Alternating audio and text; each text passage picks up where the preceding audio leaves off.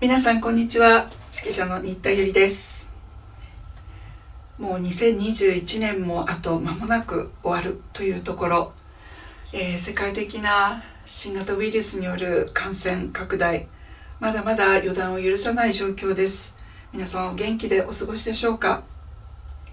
日本シベリウス協会は昨年の夏からオンラインの、配信活動というのを新たに始めております。シベリウスカフェという名のもとにいろいろな形で皆さんとシベリウスの作品を楽しみ、シベリウスの情報を、得たり、または本国フィンランドからも演奏や楽しいお話などをお届けいただくなど、いろいろな形で、配信活動を行っております。今年の5月、フィンランドから一つのビッグニュースが飛び込みました。シベリウスの新しい作品が120年ぶりに日の目を見た、このようなタイトルで一時期ニュースになったんですけれども、ご存知の方いらっしゃいますでしょうか。これはですね、シベリウスが唯一残したオペラ「塔の乙女」、この作品由来のコンサート序曲、これが新たに発見されたという、そういう内容のニュースでした。シベリウス協会としてこれは一体どういうことなのか、ぜひ詳しいことを知りたいと思いまして、実はこの、ニュースで動画、演奏の指揮をしていらっしゃいましたトゥオマスハンニカイネンさん、指揮者のハンニカイネンさんにお話を伺うという、そのようなことがこの9月に、行うことができました。シベリウス協会としてインタビューをさせていただいたわけです。今日はですね、そちらのインタビューの一部をもちろんご覧いただきますし、また5月に、発表になったその演奏も許可を得て、こちらの方で配信させていただくことになっています。それにちなみまして、この塔の乙女、これが一体どんなものか、楽譜のこと、またその背景、作品の背景のこと、そして何より、将来的に実演も含めましてですね、シベリウス協会で、順番に取り組んでいきたいと思っております。今日はその第1弾となります。今日お届けする、内容なんですけれども、まずこの塔の乙女をはじめとして、シベリウスは実は劇音楽というものをたくさん書いてたということをご紹介いたします。シベリウスが残した劇音楽というもの、劇不随音楽と、訳されることもありますが、こちらについて簡単に、説明させていただきます。シベリウスはご存知のように7曲交響曲を残しています。で、他に交響詩だったり音詩だったり非常に管弦楽作品有名なものも多いんですけれども、実はですね、その劇不随音楽も軽く10曲を超える作品を残しておりまして、大きなもの小さなもの様々あります。ナレーションとだけ、ナレーションだけがついた音楽というのもあるんですけれども、いわゆる劇音楽としてまとめられたものを、主だったものをちょっとまとめてみました。画像を見ていただけると一覧が、分かりますが、例えば一番初めはこれトカゲというものなんですが、作品8ですね。最も作品版が若いものですが、完成されたのは1909年となっております。そしてですね、2番目の作品10、11というもの、長い名前がついていますが、これ実はこの、舞台音楽から、カレリア序曲、またカレリア組曲というものが生まれています。歴史劇をこちらの方で書いてるんですが、シベリウスは、カレリアというと皆さん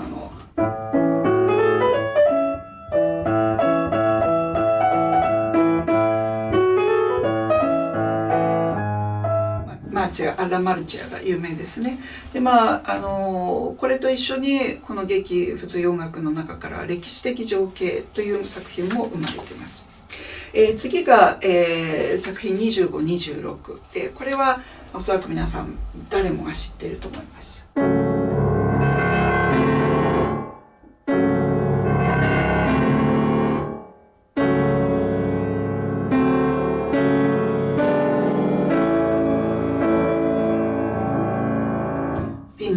アですね。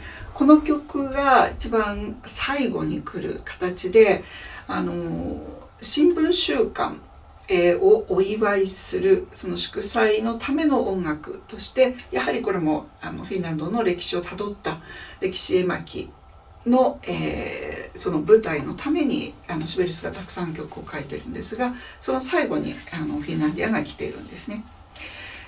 そしてですね、次に登場するのが作品27のクリスチャン2世という非常に美しい作品が並びますが、これ組曲として管弦楽でもよく演奏されますが、実は12月8日に開催されますシベリウスカフェにおいて、この中から「鬼雲の歌」という主人公の王様がですね幽閉されたところ、その場面を描写した、バリトンによる歌なんですが、それをお聴きいただきますので、そちらをぜひお楽しみください。またですね、こちらです。クオレマという、フィンランド語で死という、タイトルがついている、ものなんですが、これはもうこちらの曲から始まります。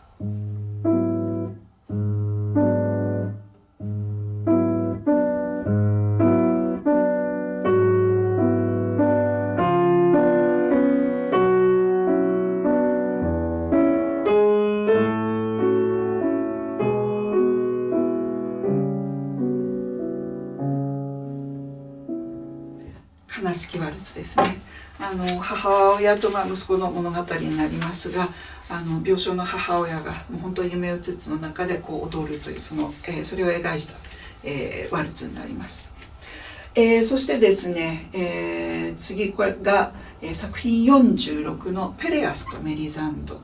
これメータルリンクの有名な曲からなってまして、多くの作曲家がこの作品のために音楽を残してます。シベリウスも素晴らしい作品を残してます。でこれも今日12月8日、配信でピアノそれから、歌、が入った形で、お聴きいただきます。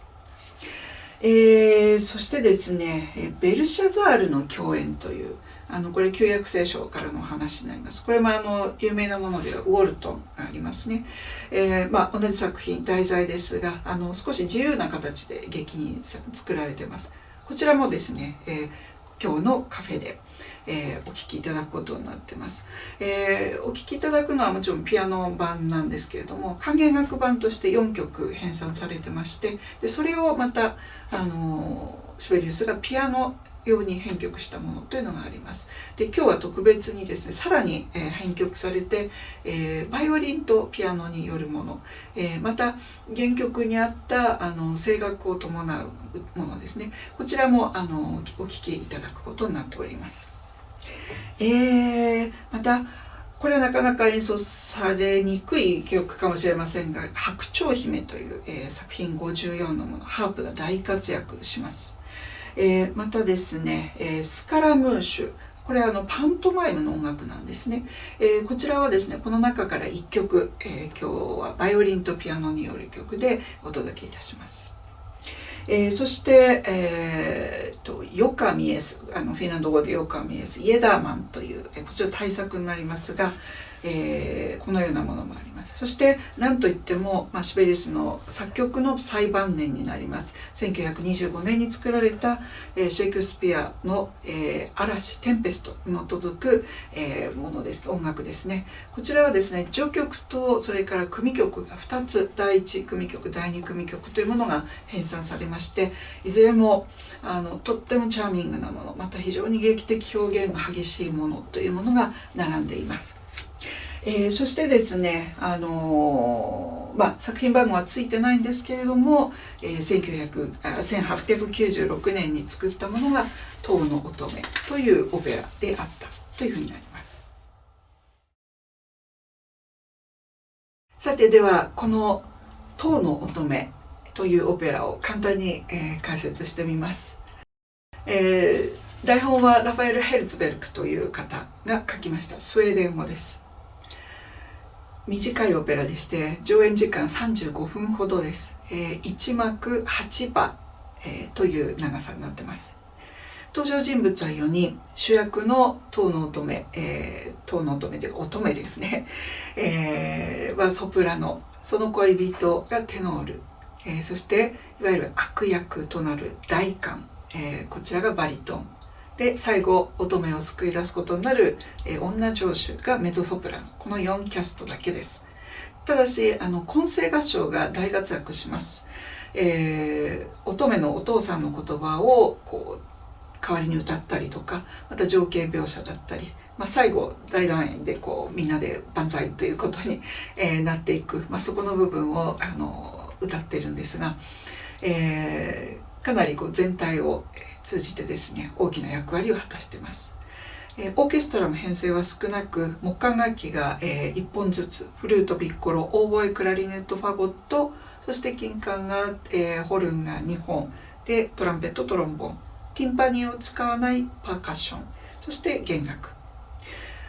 初演は1896年11月7日、この日はですね、ヘルシンキフィルハーモニー協会オーケストラ、当時の、そこを活動を支援する、資金集めですよね、そのイベントのためにオペラをということで移植されたものです。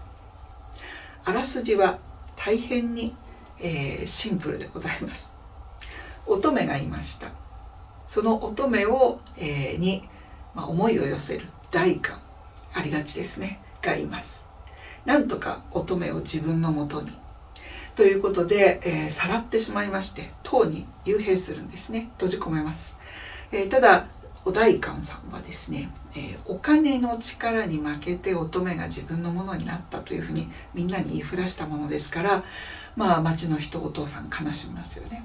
ただし恋人である、男だけはそれを信じず、なんとか救出に向かいます。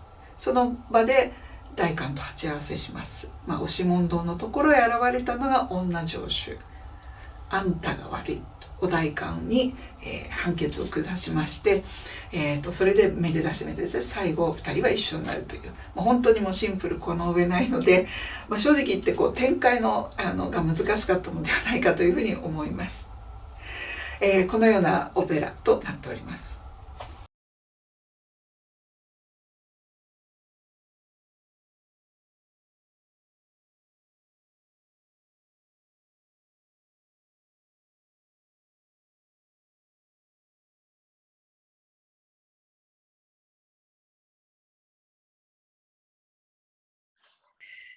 皆さんこんにちは。日本シベリウス協会の会長をしております指揮者の新田由里です。さて今回は今年5月にフィンランドのAvantiという楽団の演奏により発表されたシベリウス唯一のオペラ塔の乙女由来のコンサート序曲を指揮されたトゥオマス・ハンニカイネンさんにお話を伺います。現在ですね、出版譜としてこのように、楽譜があるんですが、この塔の乙女、この序曲とはちょっと長さが違うものなんですね。トーマス・ハンニカイネさんは指揮者としての活動のほかにシベリウスの劇音楽について研究されて、そして博士論文を提出され、博士号を取得されています。こちらがハンニカイネさんの素晴らしい論文なんですけれども、さあ今日はですね、こちらの内容はもちろん、それから120年ぶりに、忘れられた序曲が再演されたとして話題になった、この塔の乙女由来のコンサート序曲を編纂した経緯についてなど、じっくりとハンニカイネさんにお話を伺ってまいりたいと思います。こんにちは。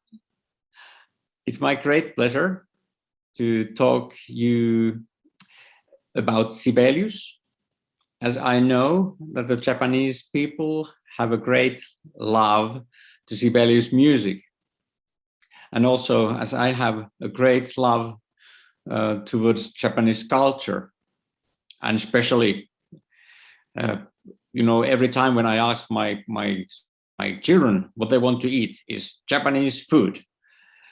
So I have this kind of connection through my mouth practically every week. But now we are talking about the ear more than the mouth and Sibelius. So, good morning, Master Hannikainen. We greatly appreciate the time that you have put in our interview. We are very surprised by the news of Avanti's performance announced in May this year. It was longer than the overture, The Maiden in the Tower, that we know. However, the music of The Maiden in the Tower was heard from that work. Then, first of all, was that overture newly composed by Sibelius in 1900 as a concert overture, or was it originally intended as an overture to The Maiden in the Tower? This actually makes a confusion, because the opera Maiden in the Tower, it starts with an overture, which is only like 2 minutes long. Very nice music, but still it's very short, and it kind of it doesn't end. It leads to the scene 1, so it's actually almost impossible to play just separately. And so actually, the concert overture, which we are talking about now, the 1900, it was not meant as an overture for the opera, but it was meant as a piece for concert performances. So it has music from the overture, and it has music from the scene 4, 6, 7, and 8, but with some changes. But it makes a kind of totality by itself. Here is the first question. What was the situation of the premiere on November 7th, 1896? The situation was overall so that Helsinki Philharmonics was run out of money. So they had to do something. And about actually those times was very typical. They arranged a lottery. And it was just the lottery of today, but it was a big event, social event, where they invited people and they were selling tickets, and they were having theater performances, concerts, dances, and all this kind of, so it was kind of full evening and night event. And what Helsinki Philharmonics, they decided to do, they made this lottery, and they asked Sibelius to make an opera for this evening. So it was not really an opera performance, so it was a little bit lighter in style, or actually, and I think Sibelius also had this in mind. This is a piece which is lighter than most of the Sibelius pieces we know nowadays, because we think Sibelius is dark and heavy and serious. So this is, he just did by meaning a little lighter piece, because there was even a letter where the librettist, they were talking that people give more money when they are happy. So they wanted to make a happy piece. But the situation was also that it was very crowded. It was really huge kind of evening, a lot of people, a lot of happenings, and a lot of noise too. So it was kind of hard to make the performance, as people were kind of celebrating. Okay, yeah, very interesting about the premiere scene. So, and then go to the next question. And would you please tell us about the remaining autograph and parts of the score of this music? Yeah, so the score and the parts, they are in the Finnish National Library. And so the autographs are the original music.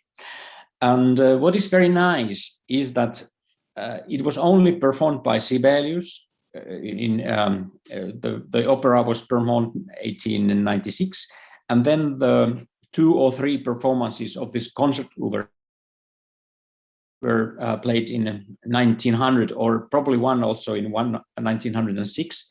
But after that, these music and these scores were not conducted by anybody. So they are really in the original form, as most of the Sibelius music, they have been played by many conductors. So they have been putting their own markings and so, but this is really like in a very original kind of state, this music.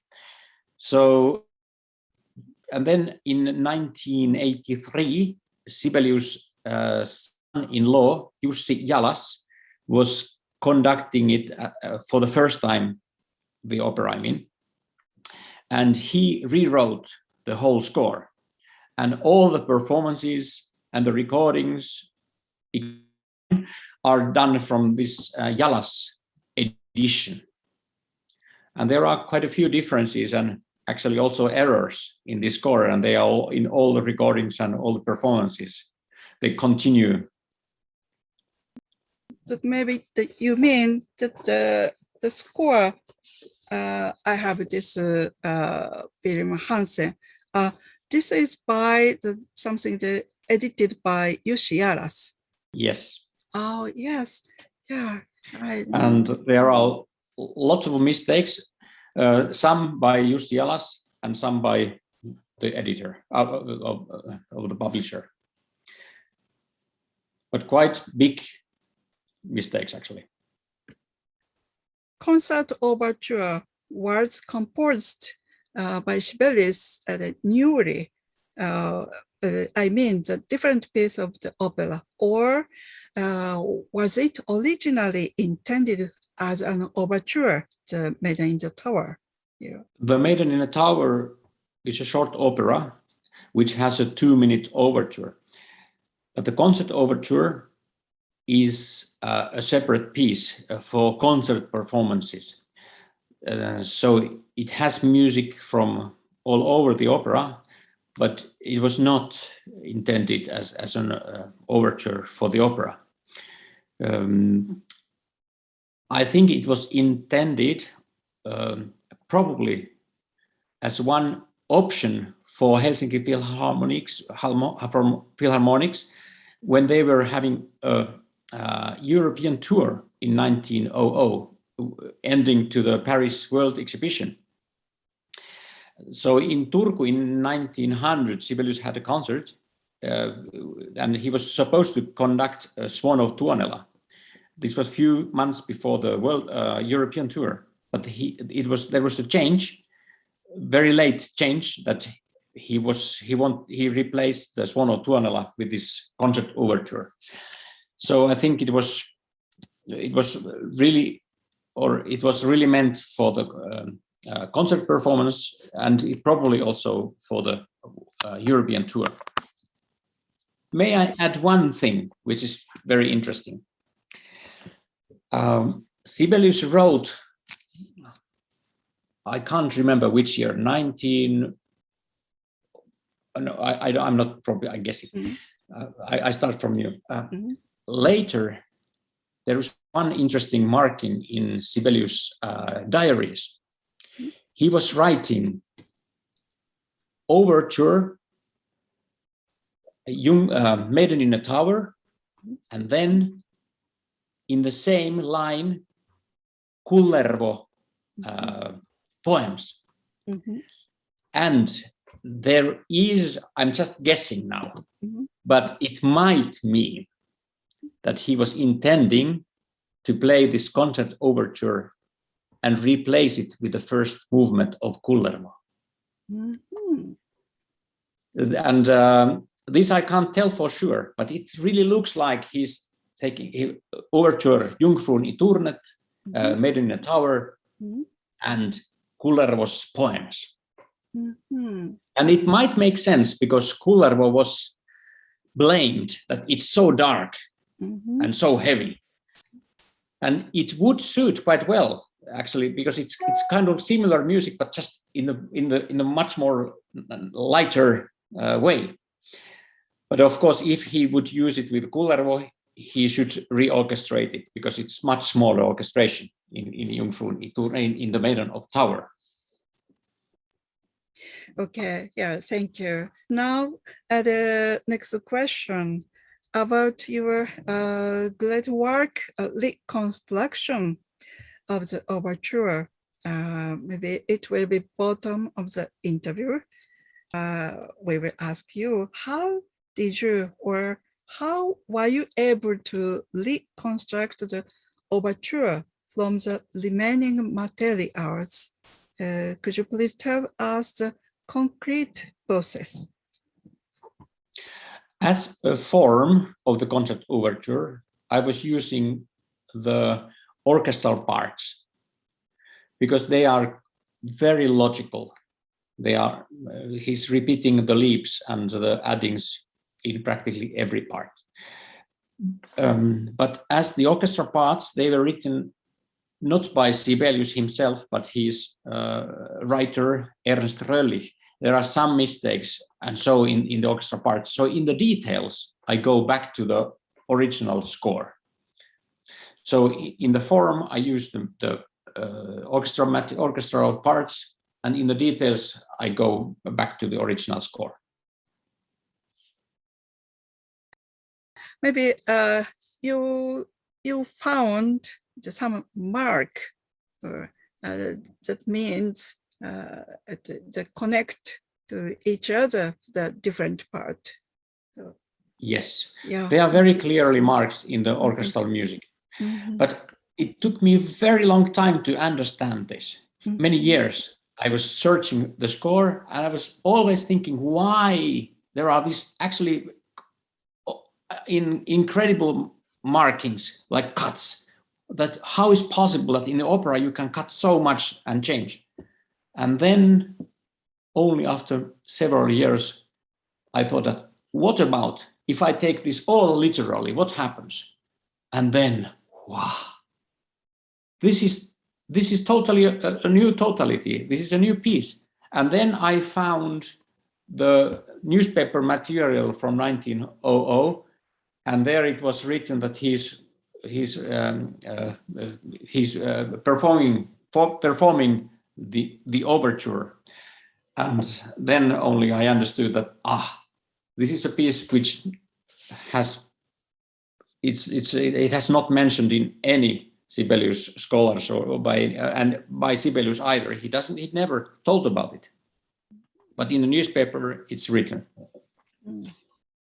And so it is not a question, but just my individual asking. Sibelius likes this, loved this opera, the Maiden in the Tower. I mean that he doesn't want to revise, and he didn't want to the performance or something. And why he make hide this opera? Yes, it's a very interesting question, but I think that he was thinking of revising it very long time, but never did. And then in the late years when he was old, I think he almost like forgot the music. Also, Jussi Jalas, Sibelius' son-in-law, told that he talked about the opera for Sibelius, and he said that Jussi Jalas said that it seemed like Sibelius had already forgotten. Also, his style changed so much that probably he was. This is just my guess, that probably he was a little bit ashamed because something it was from the very early days that probably he didn't want to kind of come back to this old style, and didn't want to make a piece or revise the piece of this old style. Also, I think this was an experiment. The opera was really, he was experimenting very much the new style, because there is a music in the opera which is, it's really operatic. It's like Puccini sometimes, or almost Donizetti, and Wagner, and so he was searching, but then he found another way. What the reaction the audience had at the time about this new concert overture? It was as it's the time of the COVID, so Corona. So it was streamed. We didn't have live audience, but the reactions from the orchestra were actually, they were very surprised that we have that nice piece by Sibelius to be performed for the first time after 120 years. And Helsinki Sanomat, which is the main newspaper in Finland, was very, very positive. And all the reactions what I have heard have been really positive.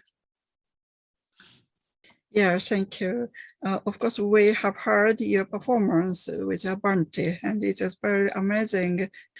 And so I wonder, why didn't Sibelius come back to this overture? Yeah, I think it was the same situation as with his many 19th century music, that he was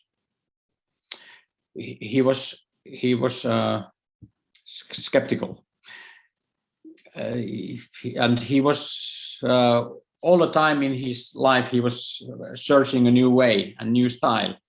So he didn't want to come back to the old one. And I think also his mind he was searching for new all the time. As he was also, it's funny because his way of making music, it's like a metamorphosis in his symphonies. It's kind of, he's telling something and make a metamorphosis, like in the old Finnish singing. You know, the runo singing, it's like you say something, you change a little bit, and it changes and changes. So he uses in his music, but I think also in his life, it's like a metaphor. It's like a metamorphosis. He's changing all the time a little bit, and he doesn't make that kind of circles. He doesn't want to come back.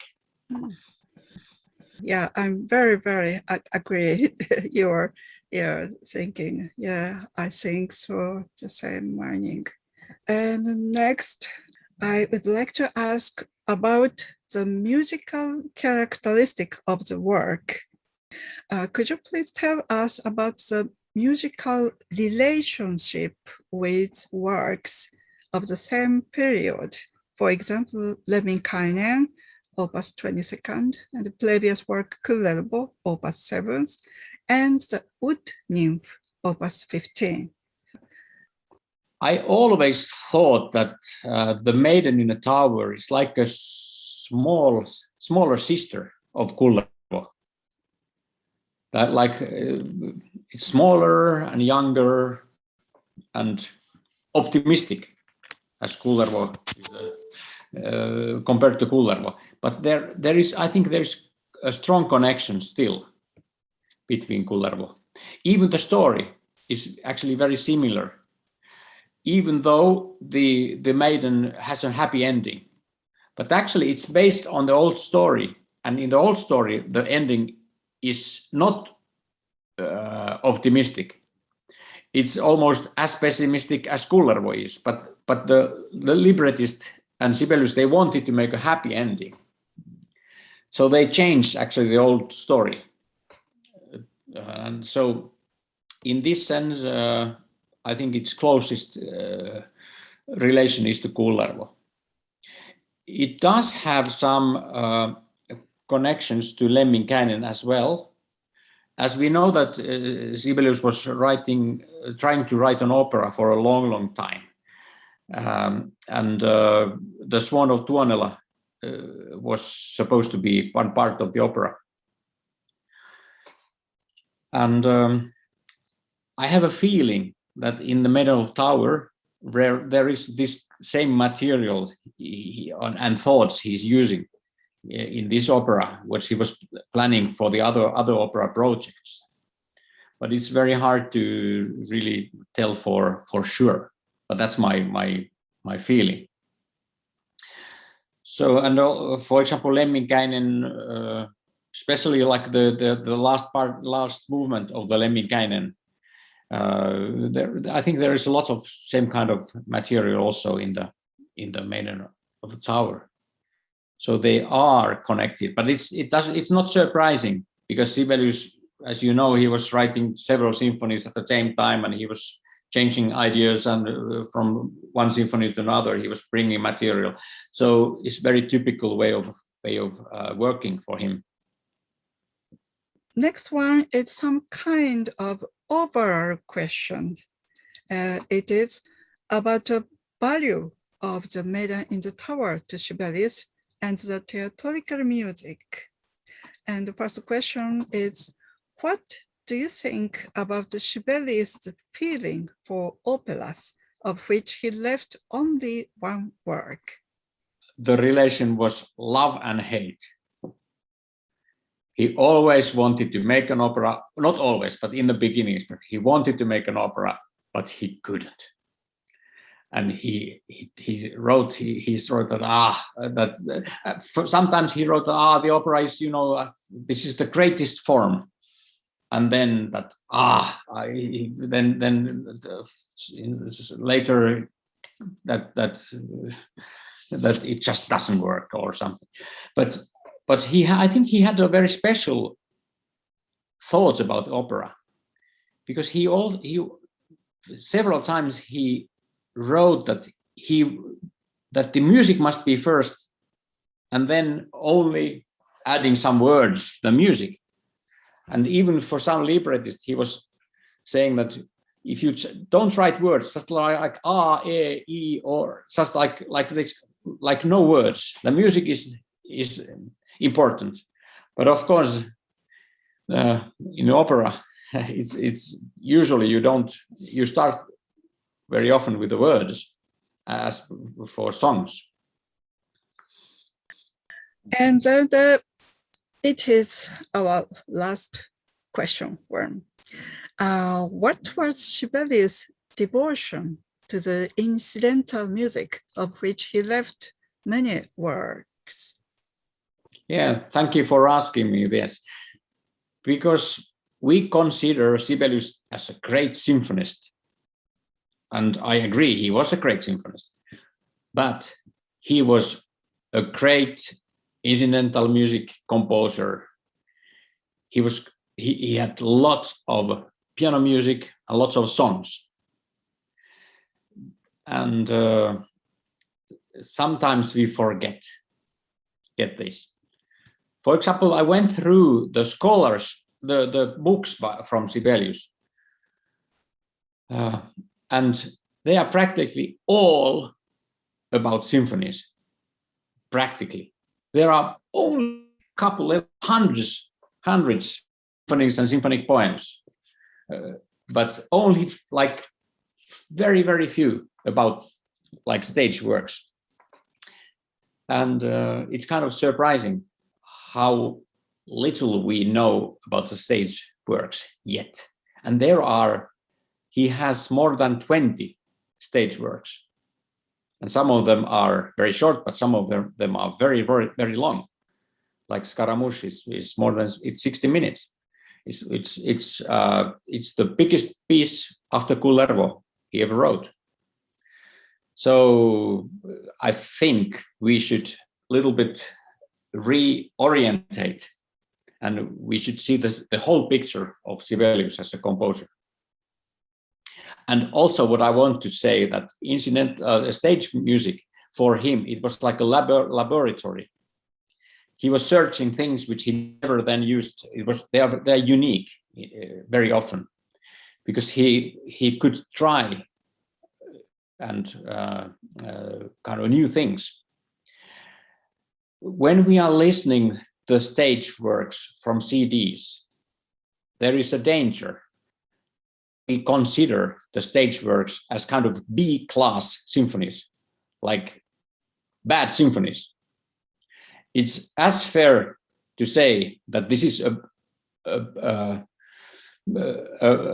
like a stage work is a bad symphony is as wrong as to say that symphony is a bad stage work. It's like you would say that, okay, the poem, it's a bad novel. It's as a strange idea. It's a different form, and it belongs on stage. It doesn't really belong on CDs because there is no stage on CD. Has this new discovery changed your impression of Sibelius? Please let me know if there is any change. It gives a new picture of this kind of little bit lighter, happier Sibelius. Oh. Also, his relatives and friends tell that he was funny and he was a very funny person and good kind of in the like if they have a party, he was a fantastic party man. Mm-hmm. But we somehow think him, and also he was part of this. You want this, and also when people were taking, like the newspapers, when they're taking photos of him, they were saying, I actually just met his grandson. And he said that when the photographer came, the funny Sibelius, he totally changed, and then he made this yes, big picture. So he wanted to also himself, he wanted to give this picture. So this piece and these pieces, they also give a picture of this young and very,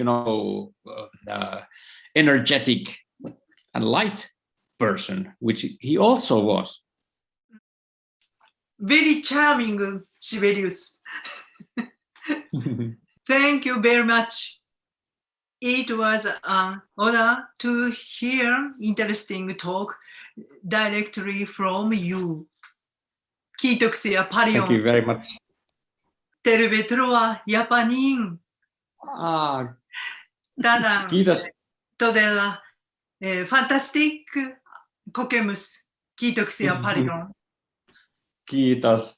Oli todella mukavaa puhua rakkaasta aiheesta. It was very nice to talk about this topic which I so much love with you enthusiastics.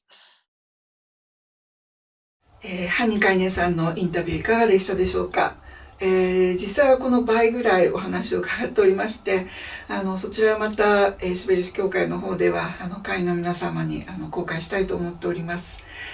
さてですね、この後最後にアバンティの演奏によるコンサート序曲を聴いていただくんですが、その前に、この本来のオペラの序曲とコンサート序曲がどう違うのか、インタビューでももちろん触れられてましたが、そしてコンサート序曲にオペラのどんな場面が使われているかっていうことを最後に簡単にちょっと触れてみたいと思います。オペラの序曲は2分ほどしかありません。ですぐに第1番に入っていってしまうんですが、冒頭はコンサート序曲も全く同じです。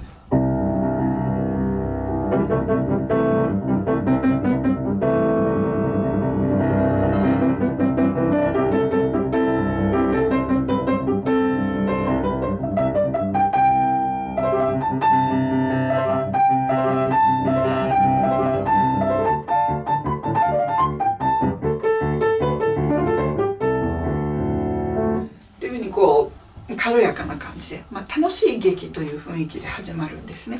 で途中までこのオペラそのものの序曲と全く同じなんですが、途中からスッと本来の序曲には入ってこないものがコンサート序曲の方には入ってきます。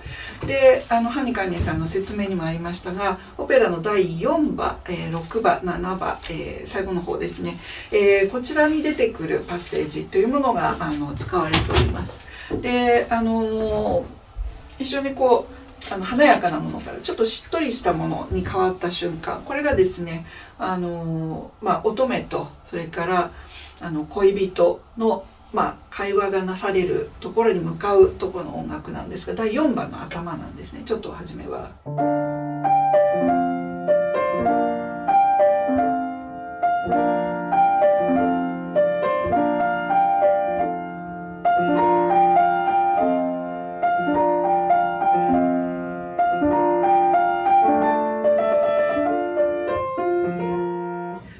とても素朴な感じですね。でもう一つこのテーマがあって、恋人がこう、声をかけるシーンのとこなんですが。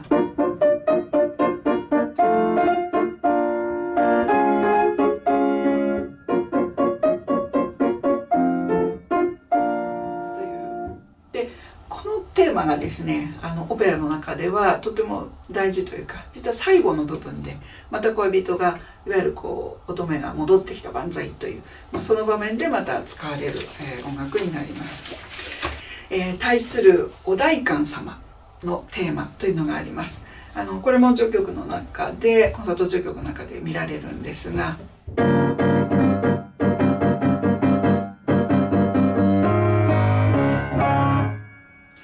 ちょっとややヴェルディっぽいと言いましょうか。このオペラを通して聞くと面白いんですが、ヴェルディ、ワーグナー、リハルト・シュトラウスの顔がちょっと出てくるんですね。そしていよいよオペラの最後でもあり、コンサート序曲の最後の音楽というのは、恋人が先ほど登場する時に背景にあったものが今度自分で歌うんですね。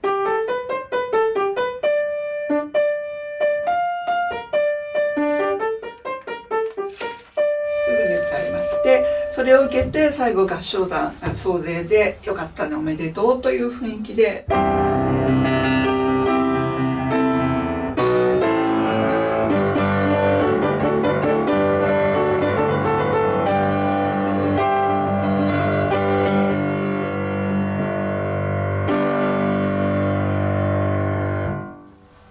というふうに終わります。コンサート序曲の方は13分ほどの音楽になっています。ハンニカイネンさんの研究の結果、このシベリウスが1900年に演奏したと思われる形が、今回、今年、日の目を見た世の中にまた再び現れたということで、大変に貴重な研究であり演奏であると思います。ではこの後はアバンティの演奏をお楽しみください。